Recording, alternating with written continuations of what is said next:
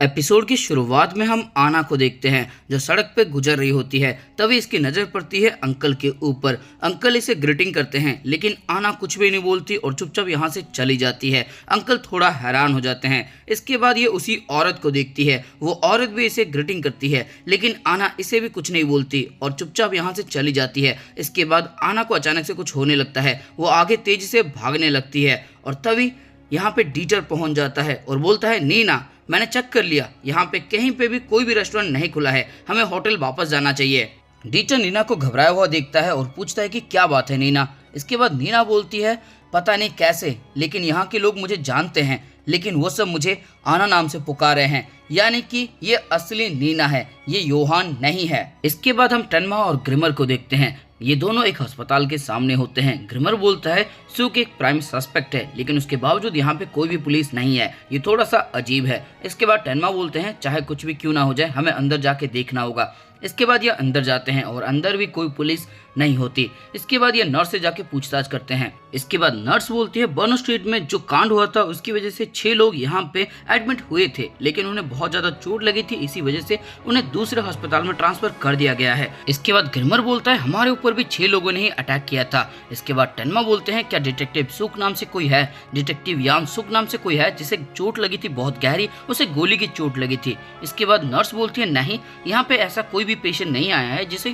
गोली लगी हो, हमने कोई भी इमरजेंसी ट्रीटमेंट नहीं किया है। इतना सुनने के बाद ग्रिमर और टेन्मा बहुत ज्यादा हैरान हो जाते हैं। इसके बाद ये दोनों बाहर आ जाते हैं। टेन्मा बोलते हैं तो तुम्हारे पास 511 किंडरहाइम का रिसर्च डाटा है और एक टेप है। इसके बाद ग्रिमर बोलते हैं हाँ, पेट्रोव मरने से पहले मुझे वो सब दे गए थे, वो यहाँ पे एक अनऑथराइज्ड ऑर्फनेज चलाया करते थे। इसके बाद टेन्मा बोलते हैं तो इस डाटा को कौन लेना चाहता है। इसके बाद ग्रिमर बोलते हैं एग्जैक्टली मुझे ठीक से नहीं पता है लेकिन चेकोस्लोवाकिया का सीक्रेट पुलिस इसके ऊपर बहुत ज्यादा इंटरेस्ट दिखा रहा है। इसके बाद टेन्मा बोलता है तो वो टेप और डॉक्यूमेंट कहाँ पे है। ग्रिमर बोलता है फिलहाल के लिए वो मेरे पास नहीं है, वो एक सेफ जगह पे है। इसके बाद टेन्मा बोलते हैं शायद इसी वजह से डिटेक्टिव सुक के ऊपर अटैक हुआ था और उन्हें अस्पताल से भी किडनैप कर लिया गया है। इसके बाद ग्रिमर बोलता है कि हाँ, शायद वो लोग चाहते हैं कि हम सुक के बदले उन्हें वो डॉक्यूमेंट और टेप दे दें। इसके बाद टेन्मा बोलते हैं उस डॉक्यूमेंट में क्या है और तब ग्रिमर बोलते हैं कि उस डॉक्यूमेंट के अंदर रिसर्च डाटा है जिसके अंदर बहुत सारे टेक्निकल टर्म का यूज किया गया है। मैं ठीक से समझ नहीं पाया और मैंने उसे ठीक से देखा भी नहीं है लेकिन मैंने टेप को अच्छी तरह से सुना था। इसके बाद टेन्मा बोलते हैं कि उस टेप के अंदर क्या था। इसके बाद ग्रिमर बोलते हैं कि एक बच्चे की आवाज़ जिसको शायद ड्रग्स दिया गया है और उससे सवाल पूछे जा रहे हैं और जब उससे पूछा जाता है कि उसका नाम क्या है तो वो बताता है कि उसका नाम योहान है। इतना सुनने के बाद थोड़ा सा हैरान हो जाता है टेन्मा और बोलता है कि 511 किंडरहाइम रिसर्च डेटा योहान, वो टेप कहाँ पे है, कहाँ पे है वो टेप। इसके बाद यहाँ पे एक बंदा आ जाता है और बोलता है मेरे साथ चलो। ग्रिमर बोलता है सुक कहाँ पे है। ये बंदा बोलता है पहले बिजनेस की बातें कर लेते हैं। ग्रिमर बोलता है सुक कहाँ पे है। इसके बाद ये बंदा बोलता है मेरे साथ आओ। इसके बाद हम देखते हैं ये दोनों जाके गाड़ी में बैठ जाते हैं जहाँ पे ग्रिमर बोलता है डॉक्टर टेन्मा मेरा तो ठीक है लेकिन तुम्हारा यहाँ पर रहना ठीक नहीं है। इसके बाद टेन्मा बोलता है नहीं, ऐसी बातें नहीं है, मैं सीक्रेट पुलिस से कुछ जानना चाहता हूँ। इसके बाद ग्रिमर बोलता है पता नहीं तुम क्या चाहते हो लेकिन प्रॉब्लम यह है कि वो लोग हमसे बातें करना चाहते हैं या फिर नहीं। इसके बाद हम देखते हैं ये लोग इनको एक रेस्टोरेंट पे ले आते हैं जहाँ पे पहले से एक बंदा इंतजार कर रहा होता है इनके वेलकम के लिए और इसको ग्रिमर पहचान लेता है। ये बंदा कोई और नहीं, सीक्रेट पुलिस का एक बड़ा आदमी होता है जिसका नाम होता है कर्नल कारेल रांके और इसके बारे में पहले भी हमने पिछले एपिसोड में सुना था। इसके बाद रांके बोलते हैं हमारे साथियों की बदतमीजी के लिए हमें माफ कर दो, हमारे बीच में थोड़ा सा मिसकम्युनिकेशन हो गया है, सोसाइटी को ऐसा लगता है कि जैसे हम किलर्स हैं। इसके बाद ग्रिमर बोलता है सुक कहाँ पे है। रांके बोलता है घबराओ मत, वो एकदम सही सलामत है, वो अस्पताल में है, हम उसका कुछ नहीं बिगाड़ेंगे। इसके बाद ग्रिमर बोलता है तुमने कहा था कि कोई मिसकम्युनिकेशन हो गया है, कुछ नहीं, तुम सब क्रिमिनल्स हो। इसके बाद रांके बोलते हैं कि ऐसा नहीं है, हमने किसी को नहीं मारा। इसके बाद ग्रिमर बोलते हैं तो उस लड़की का क्या जिसके ब्लॉन्ड हेयर से जो बहुत ज़्यादा खूबसूरत है, उसने तो बहुतों को मारा है। इसके बाद रांके बोलते हैं कि वो हमारे लिए काम नहीं करती, मैंने भी उसके बारे में सुना है लेकिन वो हमारे लिए काम नहीं करती, वो तो हमारे लिए एक बहुत बड़ी परेशानी है, हम किसी को मारना नहीं चाहते। जर्मनी में मेरा एक दोस्त है जिसको ये डॉक्यूमेंट और टेप की जरूरत है, वो बहुत बार पेट्रोव से मिल चुका था और उनसे डील करने की कोशिश की लेकिन पेट्रोव ने मना कर दिया और इसी दौरान पेट्रोव की मौत भी हो गई। इसके बाद ग्रिमर बोलता है लगता है इसके अंदर बहुत ज़्यादा पैसा इन्वॉल्व है और इसके बाद रांके बोलते हैं हाँ, यही तो हमारा बिजनेस है, मैं सुख को छोड़ दूंगा, बदले में मुझे डॉक्यूमेंट और वो टेप दे दो। इसके बाद ग्रिमर बोलता है वो सब मेरे पास नहीं है। इसके बाद रांके बोलता है हमारे हिसाब से वो सब तुम्हारे पास ही होना चाहिए। इसके बाद ग्रिमर बोलता है कि मैं ऐसा होने नहीं दे सकता, दूसरी बार के लिए अगर वो इन्फॉर्मेशन लीक होगा तो पता नहीं दुनिया के अंदर क्या हो जाएगा, मैं ऐसा होने नहीं दे सकता। इसके बाद रांके बोलता है ये तुम कैसी बातें कर रहे हो, हमारी बिजनेस से इसका कोई लेना देना है नहीं।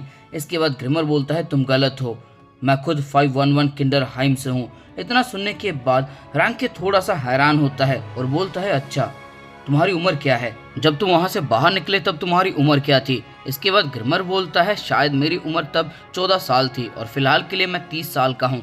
इसके बाद रांके बोलते हैं तुम कितनी उम्र में वहां से ज्वाइन हुए थे। इसके बाद ग्रिमर बोलता है किसे पता, शायद 60 या फिर 8 साल। इसके बाद रांके बोलते हैं अच्छा यानी कि 1963 में तुम थे। इसके बाद ग्रिमर बोलता है मुझे नहीं पता। इसके बाद रांके अपने पॉकेट से एक फोटो निकालते हैं और देते हैं और पूछते हैं क्या तुम इस बच्चे को जानते हो, ये मेरा भांजा है। 1960 में मैं चेकोस्लोवाकियन एम्बेसी के लिए काम किया करता था बर्लिन के अंदर। मेरी एक छोटी बहन भी थी जिसने एक जर्मनी के लड़के से शादी कर ली थी, लेकिन जब वो जर्मनी के बॉर्डर को क्रॉस करने की कोशिश कर रहे थे तब उन्हें गोली मार दी गई। ये बच्चा पीछे रह गया।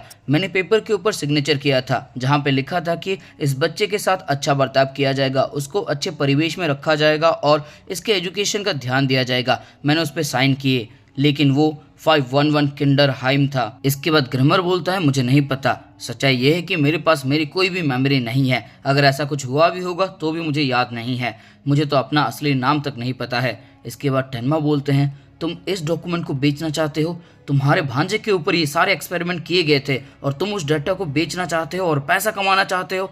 इसके बाद रांके बोलते हैं लगता है तुम टॉपिक से भटक रहे हो, हमारा काम सिर्फ यहाँ पे बिजनेस करना था। ठीक है आज के लिए बस इतना ही, अब तुम यहाँ से जा सकते हो। इसके बाद ग्रिमर और टेन्मा जाने लगते हैं। तभी रांके बोलते हैं मुझे उम्मीद है तुम्हारा जवाब हाँ में होगा। इसके बाद ये दोनों बाहर आ जाते हैं। टेन्मा बोलते हैं अब तुम क्या करने वाले हो, हमें सुख को जल्द बचाना होगा, अगर तुम उनकी बातें मान लो तो शायद वो लोग सुख को छोड़ दें। इसके बाद ग्रिमर दरवाजा खोलता है कार का, लेकिन तभी वो देखता है एक तितली को और अचानक से इसे कुछ होने लगता है। टेन्मा बोलते हैं क्या हुआ, और तब ग्रिमर बोलता है मुझे याद आ गया और ये तेजी से भागने लगता है रांके की तरफ, लेकिन रांके के जो बंदे होते हैं वो इसे पकड़ लेते हैं। इसके बाद ग्रिमर बोलता है हफ्ते में हमें एक बार कोकोआ मिलता था, वो उसे बहुत ज्यादा पसंद था। इसके बाद रांके इसे छोड़ने के लिए बोलते हैं और ये लोग छोड़ देते हैं। इसके बाद ग्रिमर बोलता है एक बार मुझे बहुत ज्यादा बुखार हो गया था, उसने अपना कोकोआ मुझे दे दिया जो उसे बहुत ज्यादा पसंद था। वो कोकोआ सच में बहुत ज्यादा स्वादिष्ट था, मैं उसका शुक्रिया अदा करना चाहता था और तब उसने मुझे कहा था कि मुझे याद रखना। उस वक्त पे हम अपने दोस्तों को सब कुछ बताया करते थे, तब हम समझ नहीं पाते थे, लेकिन हमारी मेमोरी धीरे धीरे गायब होती जा रही थी। हमारी मेमोरी इतना ज़्यादा कमज़ोर हो जाती थी कि हम अपना नाम तक याद नहीं रख पाते। वो हमारे साथ कुछ एक्सपेरिमेंट करते, कोई क्लास चलाते जिसकी वजह से ऐसा होता था। इसीलिए हम अपने दोस्तों को सब कुछ बताया करते ताकि वो हमें याद दिला सके। उसे कोकोआ बहुत ज़्यादा पसंद था, उसे इंसेक्ट पसंद था, उसे ड्राइंग करना पसंद था और उसका सबसे अच्छा दिन तब था जब वो अपने माँ बाप के साथ जंगल घूमने के लिए गया था। उसने बहुत सारी तितली भी वहाँ पे पकड़ी थी, लेकिन जब वो घर वापस आ रहा था तब उसने सारे तितलियों को छोड़ दिया था। उसका सपना था कि वो एक दिन एंटोमोलॉजिस्ट बने। उसका नाम था एडोल्फ रेनहार्ट। इतना सुनने के बाद रांको के आंख में थोड़े से आंसू आ जाते हैं और वो बोलता है यही मेरा भांजा है। इसके बाद हम छोटी नीना को देखते हैं जिसके हाथों में एक बुक होता है और ये बोलती है वेलकम बैक। इसके बाद हम देखते हैं एक बियर का ग्लास अचानक से टूट जाता है। दो सीक्रेट पुलिस वाले होते हैं जो बोलते हैं हमसे कुछ मत छुपाओ। एक बच्चा दौड़ रहा होता है दरवाजे की तरफ। एक गुलाब का फूल देखते हैं और उसके बाद हम एक लड़की को देखते हैं जहाँ पे थोड़ा सा खून के छींटे भी हमें दिखाए जाते हैं। इसके बाद हम एक और बंदे को देखते हैं जो प्रोबेबली शायद एक सीक्रेट पुलिस है और वो बोलता है इंसान जो चाहे वो कर सकता है। इसके बाद हम देखते हैं मॉन्स्टर को जो एक बच्चे को निगल जाता है। इसके बाद हम एक खूबसूरत लड़की को देखते हैं जो दिखने में बिल्कुल नीना की तरह होती है। इसके बाद हम 3 मेंढक को देखते हैं जो बोलते हैं welcome back home, welcome back home, welcome back home. इसके बाद हम देखते हैं नीना को जिसके सर में बहुत ज़्यादा दर्द हो रहा होता है क्योंकि ये सारे फ्लैशबैक उसके सर में एक साथ आ रहे होते हैं। इसके बाद टीचर बोलता है नीना क्या बात है। नीना बोलती है मैं इस जगह को जानती हूँ, इस रोड को, इस साइन बोर्ड को, मैं इन सबको जानती हूँ। इसके बाद टीचर बोलता है क्या तुम यहाँ पे रहा करती थी, और नीना बोलती है मुझे नहीं पता, मुझे बस डर लग रहा है। इसके बाद नीना एक दरवाजे की तरफ देखती है। डीटर बोलता है क्या तुम इस दरवाजे को भी जानती हो। इसके बाद नीना बोलती है मुझे नहीं पता, मुझे बस डर लग रहा है, और वो अपना हाथ आगे बढ़ाती है और दरवाजा खोल देती है। इसके बाद ये रूम के अंदर जाती है। वहाँ पे वो सीढ़ियों को देखती है और बोलती है मैं इन सीढ़ियों को भी जानती हूँ। इसके बाद हम देखते हैं ग्रमर खाना खा रहा होता है, तभी यहाँ पे टेनमा आ जाता है और बोलता है ग्रमर तुमने जो बातें कही उसकी वजह से मैं रात भर सो नहीं पाया, मैं रात भर उसी के बारे में सोच रहा था। इसके बाद ग्रमर बोलता है लेकिन उस टेप या फिर डॉक्यूमेंट से तुम्हारा कोई लेना देना है नहीं। इसके बाद टेनमा कुछ बोलने वाला होता है लेकिन तभी ग्रमर बोलता है लगता है हमारे पास बातें करने के लिए वक्त नहीं है, सीक्रेट पुलिस बहुत उतावले हो रहे हैं, वो डील करने के लिए यहाँ पे पहुंच चुके हैं। इसके बाद हम देखते हैं रांग की एक कार से उतर के आते हैं। रांग के बोलते हैं क्या तुमने इसके बारे में ठीक से सोचा, और तब ग्रमर बोलते हैं हाँ लेकिन मैंने डिसाइड किया है, ना मैं तुम्हें वो टेप दूंगा ना ही वो रिसर्च डेटा दूंगा। इसके बाद रेंके बोलते हैं क्या हुआ, क्या तुम्हें डिटेक्टिव सुक की परवाह नहीं है। इसके बाद ग्रमर बोलते हैं अगर उसके साथ कुछ भी हुआ तो मैं इस टेप और डॉक्यूमेंट दोनों को तबाह कर दूंगा। इसके बाद रांके बोलते हैं कि तुम ये कैसी बातें कर रहे हो, इस तरह से हम किस तरह से डील करेंगे। इसके बाद ग्रमर बोलता है अगर तुम चाहोगे तो मैं तुम्हारे लिए एक बार ये टेप सुना सकता हूँ, लेकिन मेरी एक कंडीशन है, तुम अपने जर्मनी के दोस्त को जो ये बेचने वाले थे इसे भूल जाओ। अगर तुम चाहोगे तो तुम्हारे लिए एक बार मैं सुना सकता हूँ। नहीं, तुम्हें अपने भांजे के लिए ये सुनना चाहिए, तुम्हें उस भांजे के लिए सुनना चाहिए जिसको तुमने 511 किंडरहाइम में भेजा था। इस टेप के अंदर एक बच्चे की आवाज है जिसका नाम योहान है। इसके बाद रांके बोलते हैं क्या यही तुम्हारा फाइनल डील है। इसके बाद ग्रिमर बोलता है मैं कोई यहाँ पे डील नहीं कर रहा। तभी टेनमा बोलते हैं बस करो, हमारे पास इतना वक्त नहीं है, जब तुम इस चीज पे बहसबाजी कर रहे होगे तब पता नहीं कितने लोगों की जान जा रही होगी। तुम्हें पता भी है इस टेप की वजह से कितने लोगों की जान जा चुकी है। मुझे बताओ सीक्रेट पुलिस के कितने लोग मारे जा चुके हैं इस कनेक्शन की वजह से, और क्या तुम्हें पता है कि इन्हें किसने मारा।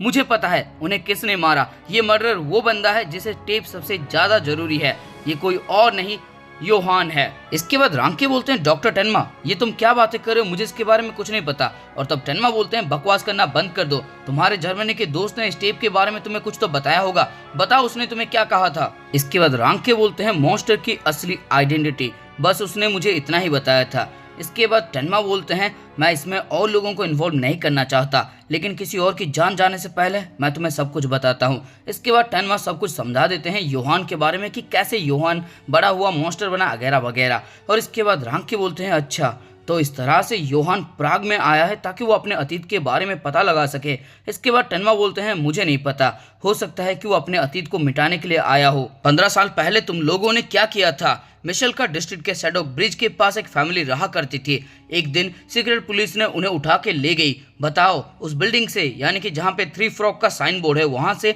लेने के बाद तुमने जोहान के साथ क्या किया। इसके बाद हम देखते हैं नीना ऊपर चढ़ रही होती है, तभी इसे आवाज सुनाई देती है बड़े भाई। इसके बाद नीना बहुत ज्यादा घबरा जाती है और पीछे मुड़ के देखती है।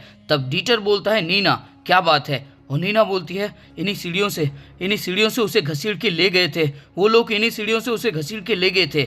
और तब डीटर बोलता है कौन, किसकी बातें तुम कर रही हो। इसके बाद नीना बोलती है मेरे बड़े भाई को।